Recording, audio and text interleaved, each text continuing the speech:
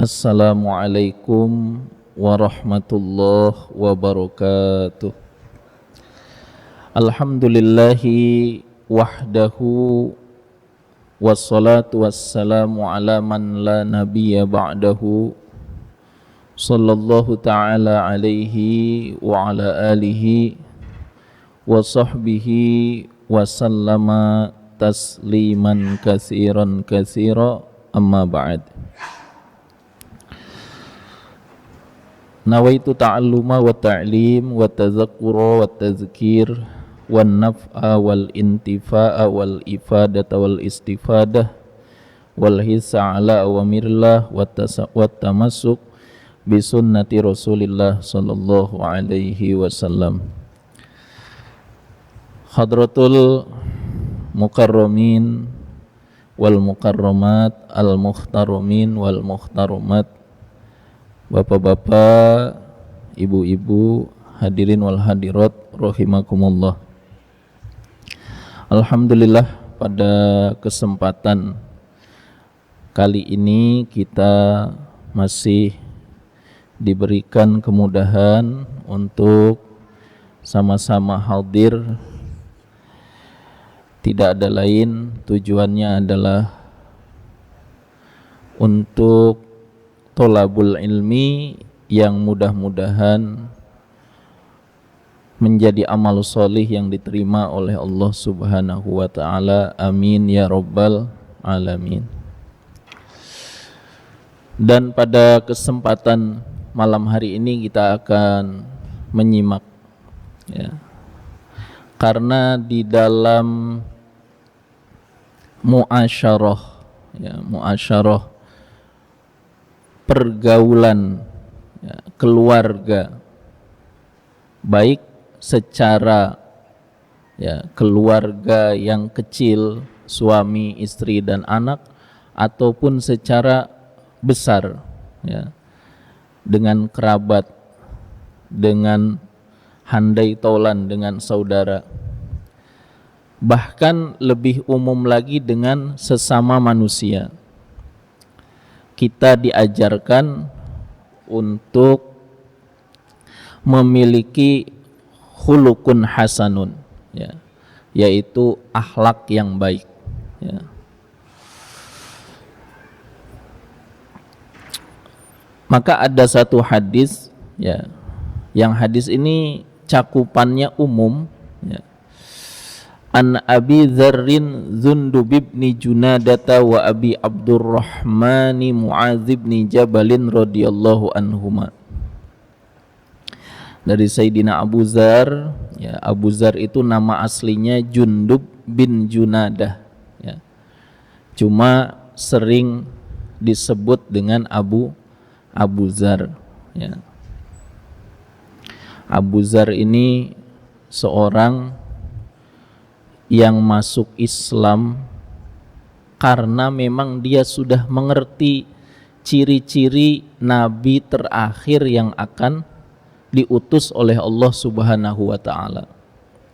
Maka ketika terdengar kabar, ya, bahwasanya di Makkah itu ada seorang yang mengaku dirinya adalah utusan Allah, nah, maka dia mengutus saudaranya untuk datang ke Makkah, coba cari tahu seperti apa orangnya. Nah, maka akhirnya saudaranya itu datang, lihat, cari kabar di Makkah, dapat berita, ya, bahwasanya namanya adalah Muhammad, ya. Dia mengaku sebagai utusan Allah, ya. Kemudian akhlaknya sangat baik, tapi orang-orang yang ada di sekelilingnya malah mengingkarinya, mengatakan bahwasanya Muhammad itu majnun, Muhammad itu sahir, ya. Muhammad itu adalah orang yang gila, penyihir, ya, pendusta. Kemudian dengan berbagai berita yang dia dapat, dia pulang. sampaikanlah kepada Sayyidina Abu Dzar. Maka Abu Dzar mengatakan, ya benar, dialah orangnya. Ya. Dialah siapa? Rasulullah. Kenapa? Karena memang sifat-sifatnya itu dia dapat, sudah dia baca dan dia cocokkan, ternyata seperti itulah sifat-sifatnya yang baik. Kemudian penilaian orang-orang di sekitarnya kepada Rasulullah, akhirnya Abu Dzar yakin kalau ini adalah Rasulullah atau utusan Allah.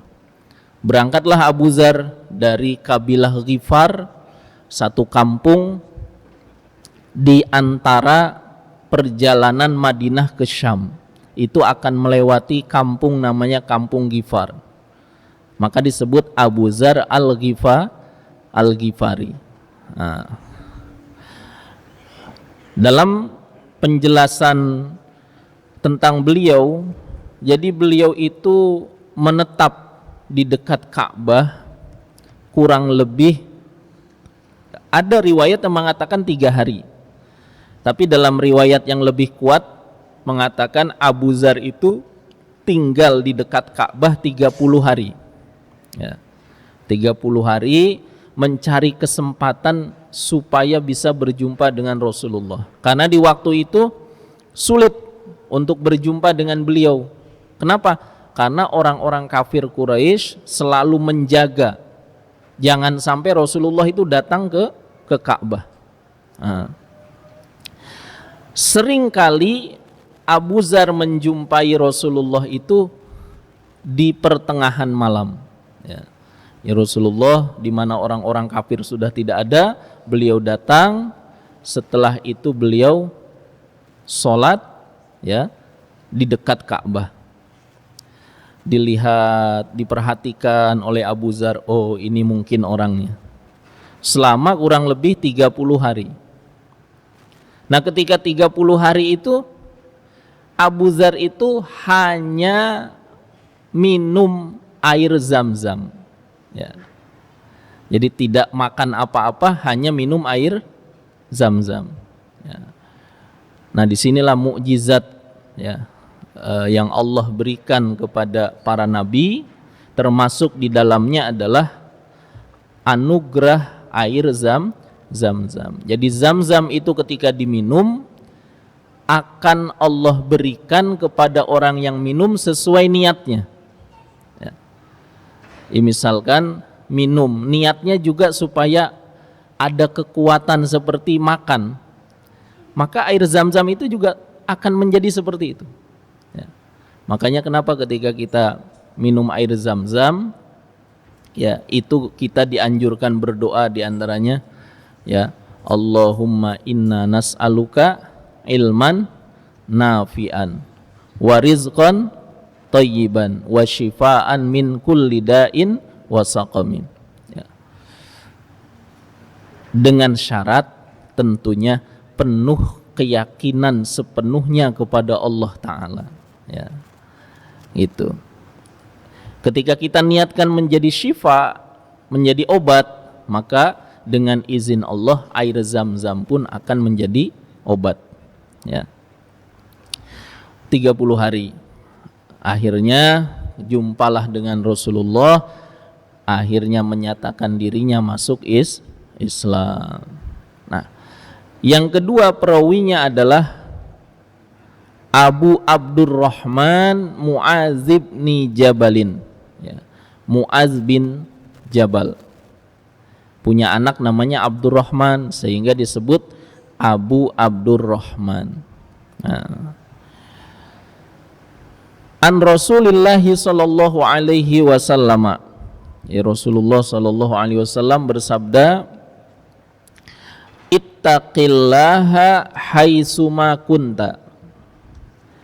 Bertakwalah kalian di mana saja kalian berada. Ya. Jadi perintahnya yang pertama, ittaqillaha haitsuma kunta. Bertakwalah kepada Allah di mana saja kalian berada. Nah. Di sini Ya, disebutkan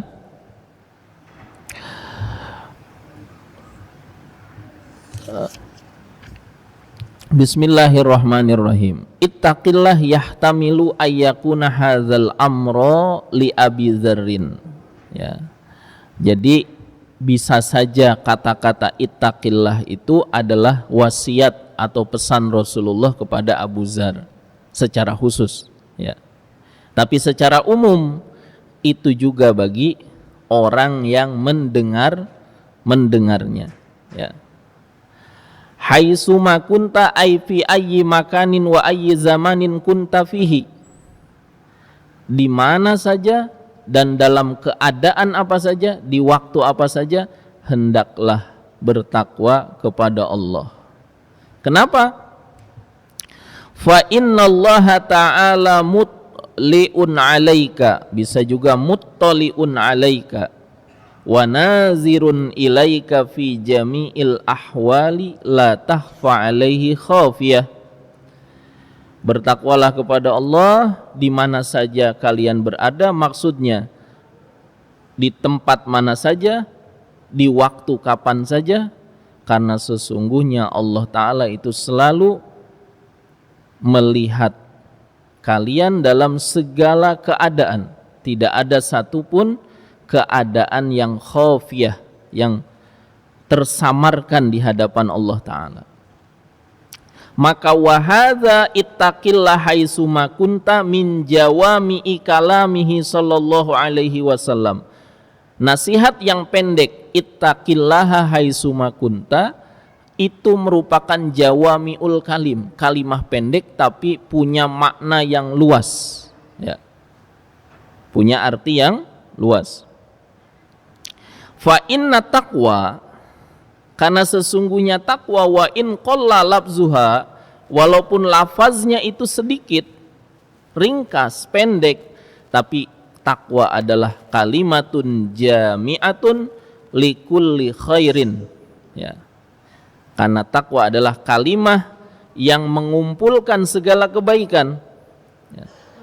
Ketika takwa itu dipraktekkan dalam keseharian, kapan saja, di mana saja, maka orang itu akan senantiasa melakukan kebaikan dan terjauh dari keburukan atau menghindari perbuatan-perbuatan dosa. Idhiya tajnibu kullaman hiyin anhu, dia akan menjauhi segala yang dilarang, ya. Kemudian wa fa'ala kulla ma'murin bihi, dan mengerjakan segala yang diperintahkan, ya. Dan Sayyidina Ali bin Abi Thalib pernah ditanya apa makna takwa, karena masing-masing orang itu kadang ketika ditanya definisi takwa punya pemahaman-pemahaman yang sepertinya berbeda tapi sebetulnya sama, ya. Nah, Sayyidina Ali bin Abi Thalib ketika ditanya, beliau menjawab, at-taqwa hiya al-khawfu minal jalil, rasa takut kepada Allah Subhanahu wa ta'ala yang maha agung, wal amalu bitanzili, dan mengamalkan Al-Quran, itu termasuk takwa. Wal qanaatu bil qalili, menerima dengan senang hati, dengan lapang dada sesuatu yang sedikit, ya. Kenapa? Karena ada hubungannya, ya. Orang itu terkadang diuji dengan ujian kesempitan, ya. Kadang juga diuji dengan ujian kelapangan harta. Maka orang yang ketika dia diuji dengan baik itu lapang atau sedikitnya harta, yang akan menjadi patokannya adalah ketakwaan. Apakah dalam yang banyak itu ada keridhaan Allah? Apakah bisa dijalankan, didapatkan dengan cara-cara yang benar? Nah, jadi yang menjadi penilaiannya adalah bagaimana dia dapatkan rizkinya dengan cara yang halal. Sehingga walaupun dia sudah capek, lelah, bekerja, dapatnya sedikit, tapi karena dia takwa kepada Allah, dia terima. Karena dia merasa itulah rizki yang berkah. Ya ada apa? Qana'atu bil qalil. Merasa lapang hati dengan sesuatu yang sedikit. Ya. Nah ini hubungannya dengan rumah tangga juga seperti itu. Ya. Kalau seorang istri paham, suaminya paham, ya, maka ketika suami membawa pulang, ya, nafkah yang mungkin hari itu dari hasil dagang tidak banyak hasilnya, tapi ini didapat dengan cara yang halal, maka istri tidak akan marah kepada suaminya. Justru dia akan bahagia karena suaminya telah berusaha mendapatkan rizki yang halal. Gitu. Bahkan zaman dahulu, kalau di zaman sahabat, ada seorang suami pulang bawa uang, bawa hasil dagang atau hasil usaha. Ternyata hasilnya berbeda dengan yang biasanya. Ya. Misalkan kalau zaman kita sekarang hasilnya biasanya 100.000, kok ini bawa 1 juta? Itu nggak langsung diterima oleh wanita-wanitanya sahabat atau disebut sahabiah. Ya, kalau wanita sekarang wallahu alam, ya, wah seneng itu langsung biasanya, ya. Biasanya 100.000 dapat 1 juta, udah nggak ditanya-tanya lagi, langsung dia apa? Oh, langsung diterima. Nah, sahabiah itu kalau suaminya bawa uang biasanya kok 100.000, ini 1 juta misalkan, itu ditanya dulu, ini dari mana uang ini? Biasanya kamu itu bawa cuma 100.000, ini 1 juta. Dari mana? Nah, gitu. Kalau itu dari hasil yang tidak halal, setidaknya syubhat, maka akan dia apa? Ditolak. Ya. Mereka lebih ridho dengan yang sedikit tetapi didapatkan dengan cara yang halal. Ya, nah, ini penting gitu ya. Wal qana'atu bil qalil. Nah, kemudian wal isti'dadu li yaumir rahil, dan mempersiapkan persiapan bekal untuk hari di mana seseorang akan kembali, yakni hari akhirat. Nah, itu takwa menurut Sayyidina Ali bin Abi Thalib, ya.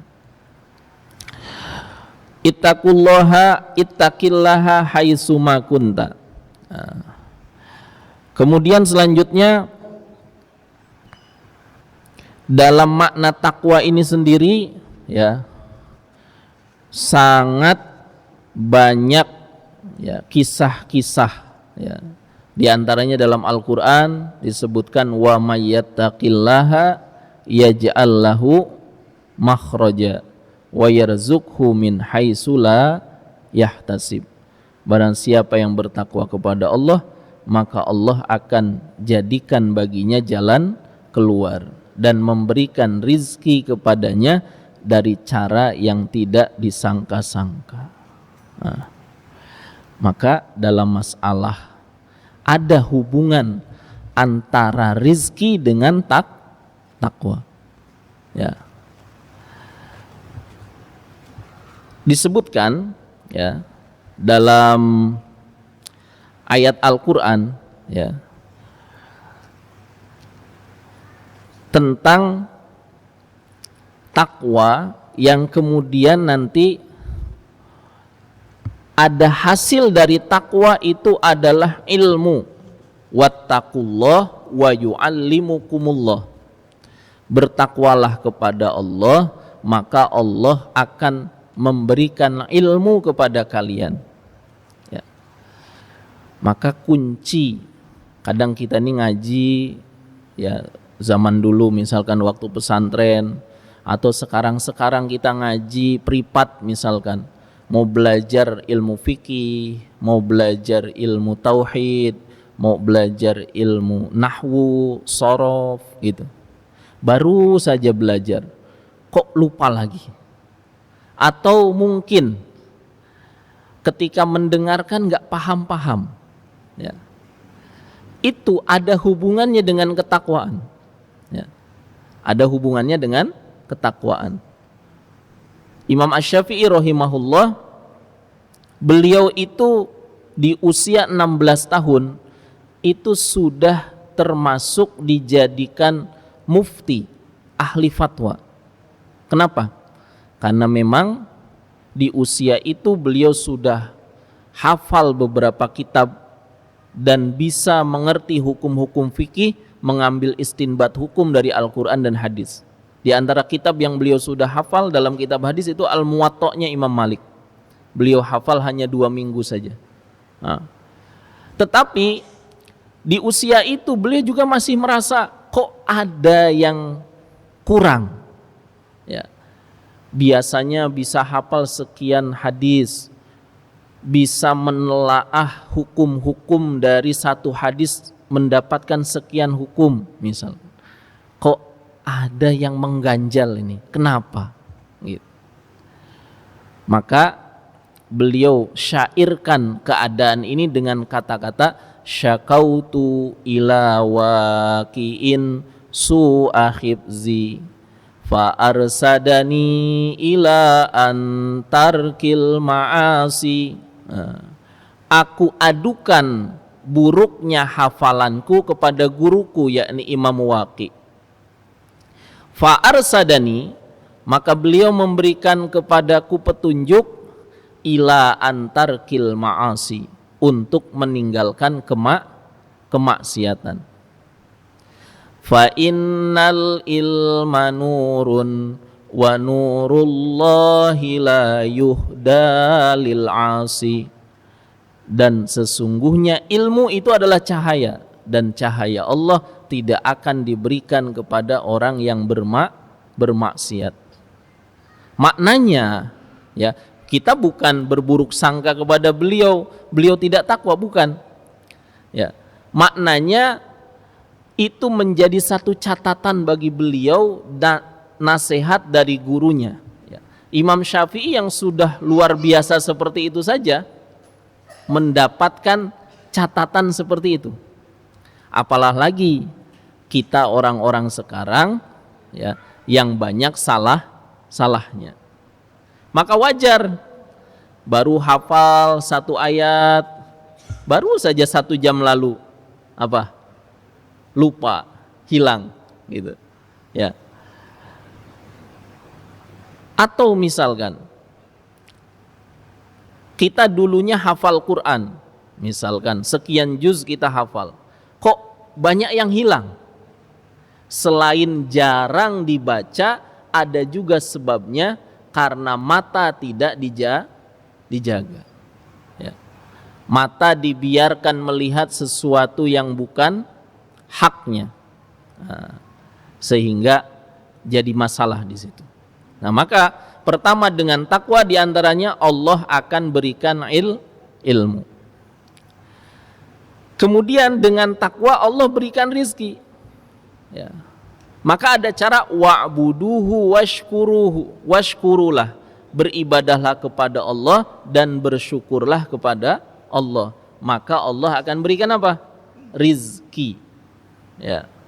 Jadi bersyukur dan menjaga ibadah kita kepada Allah menjadi sebab diberkahkannya rizki kita.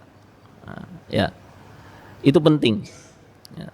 Allah tidak akan kurangi rizki kita kalau kita maksiat, atau sehat kita tidak akan diganti dengan sakit, ya. Tapi yang dihilangkan adalah keberkahan. Ya. Jadi sudah menjadi alarm, misalkan kita punya uang lumayan banyak, tapi kok mau sedekah susah. Ya. Mau ngasih kepada orang tua, ibu bapak susah. Mau digunakan untuk belajar ngaji kok susah. Hadir ke majelis taklim kan butuh biaya, misalkan kalau jauh-jauh, ya. Kok susah? Itu. Tapi sebaliknya, uang itu gampang kalau untuk datang, misalkan, ya, ke perkara-perkara yang tidak ada manfaatnya, gitu. Dibelikan sesuatu yang kadang habis begitu saja, gitu. Itu ada alarm. Nah, kalau kita lihat, oh mungkin ini kenapa sholat berjamaahnya sudah mulai banyak ketinggalan. Biasanya 5 waktu berjamaah, ini berjamaahnya cuma maghrib saja. Itu berpengaruh dengan keberkahan. Ya. Rizkinya tidak akan dikurangi, tapi keberkahannya dikurangi. Apalah lagi orang yang meninggalkan sholat. Gitu. Rizkinya tidak dikurangi, tetapi keberkahannya dicabut. Sehingga kita banyak mendengar cerita mungkin dari kawan, dari teman, atau dari cerita orang. Ada orang penghasilannya satu malam sampai 5 juta, tapi malam itu juga habis. Dan habisnya bukan untuk yang manfaat. Gitu. Ya. Kenapa? Tadi mungkin, ya, permasalahannya seseorang meninggalkan ketakwaan kepada Allah Subhanahu wa ta'ala. Nah, maka ittaqillah haitsuma kunta. Kemudian wa'at bi'is sayyi'atal hasanata. Ya. Dan ikutilah keburukan-keburukan dengan kebaikan. Maksudnya ketika dosa kecil kita perbuat, jangan menganggap remeh. Cuma begitu saja misalkan. Terus kita nganggap gampang itu nanti hilang, ya. Dengan kita wudu, dengan kita sholat hilang. Tidak, ya. Ketika kita tergelincir dalam satu kesalahan, segera kita itu apa? Beristighfar, mohon ampun kepada Allah Subhanahu wa ta'ala. Karena bisa saja, ya, ada orang sudah selangkah lagi mau masuk surga, tapi mengamalkan amalan ahli neraka, sehingga meninggal dalam keadaan itu. Maka akhirnya apa? Padakholan naro, maka dia masuk neraka. Gitu. Ada juga orang amalannya maksiat, tapi tiba-tiba dia sadar. Wa amila amala ahlil jannah, dan dia mengamalkan amalan ahli surga. Famata wa dakhalal jannah. Kemudian dia meninggal dan dia masuk surga. Maknanya jangan pernah kita merasa saya kan ahli masjid, gampang lah, ya, dosa-dosa kecil mah beres misal. Tidak, ya. Dulu ada cerita dalam kitab, namanya, ada kitab itu judulnya adalah Man taraka syai'an lillah awwadahullahu khairum minha. Mengambil dari satu hadis. Itu ada kurang lebih 40 cerita, baik cerita para nabi, para sahabat, tabi'in dan tabi'ut tabi'in. Ya. Salah satu ceritanya begini. Kalau hadisnya artinya, ya, judulnya itu hadisnya, barang siapa yang meninggalkan sesuatu yang haram karena Allah, maka Allah akan apa? Mengganti dengan yang halal dan lebih baik. Itu harus kita yakini, ya. Jadi kalau kita meninggalkan sesuatu yang haram, dilarang oleh Allah Ta'ala, kita tinggalkan, memang secara nafsu itu berat kita tinggalkan. Tapi ketika kita bisa tinggalkan, kalaulah memang itu bagian kita, Allah akan berikan dengan cara yang halal dan baik, bahkan lebih baik. Ya. Siti Zulaikha itu tadinya tidak halal untuk Nabi Yusuf. Dan jangan kita mengartikan Siti Zulaikha itu wanita yang tidak baik. Ya. Jadi sebetulnya Siti Zulaikha itu wanita baik. Cuma masalahnya adalah Nabi Yusuf itu gantengnya kebangetan. Ya. Maksud kebangetan gimana? Setengah ketampanan yang ada di dunia ini, setengahnya dikasih kepada siapa? Nabi Yusuf. Gitu. Maka ketika wanita-wanita itu melihat ketampanan Nabi Yusuf, ma hadza basyara in hadza illa malakun karim. Ini bukan manusia, ini malaikat ini. Gitu. Ya. Kemudian apa? Wa qatta'na aydiyahunna. Ya. Dan mereka tidak terasa apa? Mengiris tangan mereka. Maksudnya mereka sedang mengiris buah, akhirnya tangannya malah teriris karena melihat apa? Tampannya Nabi Yusuf. Nah, Siti Zulaikha juga seperti itu. Melihat begitu tampannya Nabi Yusuf. Nah, akhirnya singkat cerita ketahuanlah ya. Oleh siapa? Oleh suami daripada Zulaikha. Akhirnya Nabi Yusuf dimasukkan penjara. Singkat cerita, ujung akhirnya apa? Nabi Yusuf dikeluarkan dari penjara, dijadikan menteri, dan akhirnya menikah dengan Siti Zulaikha. Ya. Di awalnya dulu nggak halal, tapi setelahnya halal. Nah. Jadi ada cerita.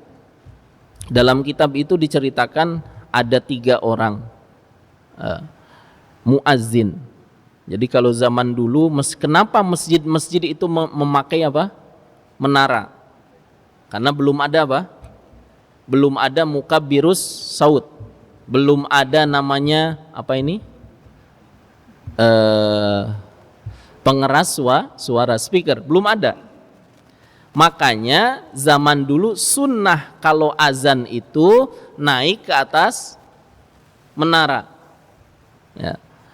Nah nanti azannya di atas menara, suaranya terdengar di radius yang ada di dekat masjid itu, gitu, ya. Naik, nanti turun lagi, ya. Terus ada 3 bersaudara, dia jadi muazin, suaranya bagus luar biasa. Digantikan oleh saudaranya yang nomor 2 sama. Tapi anehnya ketika yang ketiga disuruh menggantikan kakaknya yang kedua, karena dua-duanya sudah meninggal, adik-adik yang ketiga nggak mau. Kenapa? Dia tadinya nggak mau menceritakan apa penyebab dia nggak mau jadi muazin, cari orang lain saja, gitu. Ya. Akhirnya didesak, suruh cerita, kenapa kamu nggak mau? Kamu kan suaranya bagus. Nah, dia bilang, saya khawatir wafat seperti 2 kakak saya. Loh, kenapa? Bukannya kakak kamu itu muazin, orang yang azan, pahalanya luar biasa. Orang yang azan itu nanti di akhirat lehernya apa? Ini bisa makna sebenarnya atau makna hanya tashbih atau menyerupai. Jadi di akhirat lehernya itu yang paling apa? Paling panjang. Gitu. Maksudnya apa? Dia bisa melihat semua orang. Ya. Dan mendapatkan sebagai orang yang pertama masuk ke dalam surga. Ini kan keutamaan muazin luar biasa besar. Kenapa kamu nggak mau? Betul. Tetapi saya saksikan 2 kakak saya ketika meninggal, ketika ditalkin, asyhadu alla ilaha illallah wa asyhadu anna muhammadar rasulullah, Nggak bisa kakak saya mengucapkan itu. Lah kenapa? Yang dia ucapkan, mohon maaf, yang dia ucapkan adalah mulus, putih gitu. Lah, kok bisa seperti itu? Ternyata dia naik ke mana? Ke menara, dia azan, tidak sengaja terlihat ya apa? Wanita yang bukan mahramnya, terlihat betis tersingkap di dalam kamar, dalam rumah. Kalau dari atas menara kan kelihatan ya. Nah itu masalahnya ya. Kenapa? Itu kan dosa.